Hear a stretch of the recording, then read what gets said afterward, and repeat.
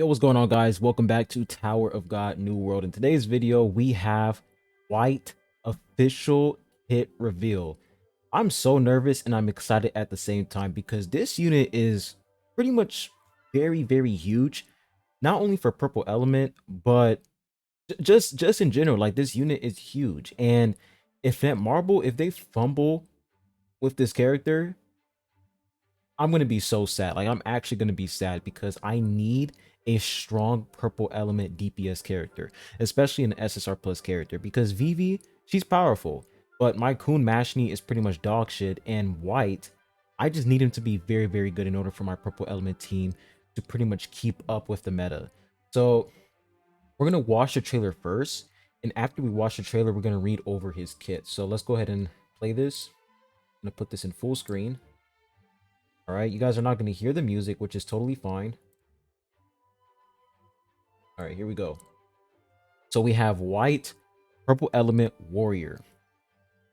So here is his gameplay, right? So he has like this shield, right? He has this little shield thing going on. And then let's go back just a little bit.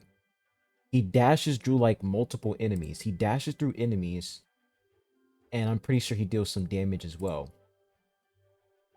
And then I'm pretty sure this is his ultimate. All right, so his ultimate pretty much targets like multiple people at the same time. Very interesting. So let's go ahead and put this on loop. Let's exit out real quick. Let me fix this. So that was pretty much his trailer. We're gonna keep it playing in the background. Now let's go ahead and read his kit. So for his passive, Unquenchable Thirst, White applies a mark of thirst to the last target that he has used a basic attack against.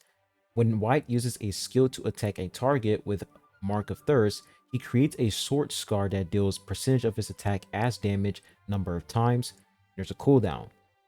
Whenever White attacks a target with Mark of Thirst, their magic resistance is decreased by a percentage per attack for a certain amount of seconds, max number of stacks, and his attack is increased by a percentage until the end of the battle, max number of stacks. Only one Mark of Thirst can exist at any time. This seems pretty solid. Like, the fact that he has a magic resistant shred in his passive and attack increase, very interesting. And he also has a basic attack as well. It seems like Sundance might be a very good ignition weapon on him because of this right here. But the magic resistant shred with the attack increase, we have to wait and see the numbers first. But so far, pretty solid. Now moving on, we have active skill Spirit Suppressing 8-fold Strike. White increases his swiftness by a number for a number of seconds and creates a barrier around himself equal to a percentage of his attack that lasts for the same duration. Afterwards, he puts a Mark of Thirst on the furthest enemy from him, then dashes towards them, dealing a percentage of his attack as damage to all enemies in his path. White is invincible while using this skill, so he has some sort of invincibility in his kit, which is honestly pretty good. So whenever he activates this skill, active skill, he is invincible. Pretty solid. And the next thing we have here says 7 Spirit Scarring Slash. White increases his magic pierce by a percentage for a number of seconds and creates a barrier around himself equal to a percentage of his attack that lasts for the same duration. Afterwards, he deals a percentage of his attack as damage to nearby enemies. If any enemy hit has a Mark of Thirst, the attack coefficient of this skill is increased by a percentage. Very good. So he does have attack coefficient increase in his kit. And I'm pretty sure this active skill is very similar to Joaquin's. But the fact that he is, like, you know, an SSR plus character, this is pretty much like an enhanced version of Joaquin's teleporting, you know, one tap skill. So this is actually pretty solid. The fact that he has attack coefficient increase and additional magic pierce through this active skill, he can probably deal some pretty insane damage with this active skill. So that's actually pretty good. Now, next thing we have is special move Flashing Azure Jade Shining Sword of the Dead. That is the longest special move title I've seen so far. White channels the power of souls to create a giant sword, dealing a percentage of his attack to enemies in front of him with a single swing. Afterwards, number of blade shards fly towards random enemies, each dealing percentage of White's attack as damage. White is invincible while using this skill. So that is pretty much his whole kit. Now, when I look at his whole kit, I feel like, of course, the most important part about his kit is, of course, the passive, because you get that additional attack, you get the magic resistant shred, and he also has this right here, the Mark of Thirst, which is very important.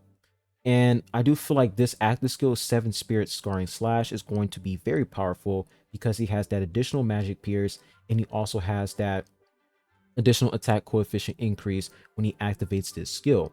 And Spirit Suppressing 8-Volt Strike is also pretty strong because of the invincibility, which is pretty good. He also has Swiftness increase. So I'm not gonna lie, his kit on paper seems pretty solid. Like, I don't really see any issue in his kit. Like, one of the things that most people worried about is the fact that he is a magic damage type unit, and there's not a lot of ignition weapons that can benefit magic DPS characters, which is understandable. But seeing his kit, I think Sundance might be the best ignition weapon. Who knows? I have no idea. I'm just assuming that Sundance might be the best option. If he has poor survivability, then Sela set, I don't know. But we have attack increase, attack coefficient increase, magic resistance shred, magic pierce increase, swiftness increase. This is pretty stacked for a warrior unit. Like, it's been a minute since I've seen a warrior character have a stacked kit like this. So this seems pretty powerful. Plus he has the barrier, which can probably help his survivability. Who knows? But after reading this, I have confidence. I'm confident that this unit is going to be very, very good. Holy shit, I have an eyelash in my eye. Oh my gosh, I hate when that happens. You guys know when you have an eyelash in your eye and it starts to make you tear up? It's annoying as fuck. But anyways, yeah. I'm liking his kit so far.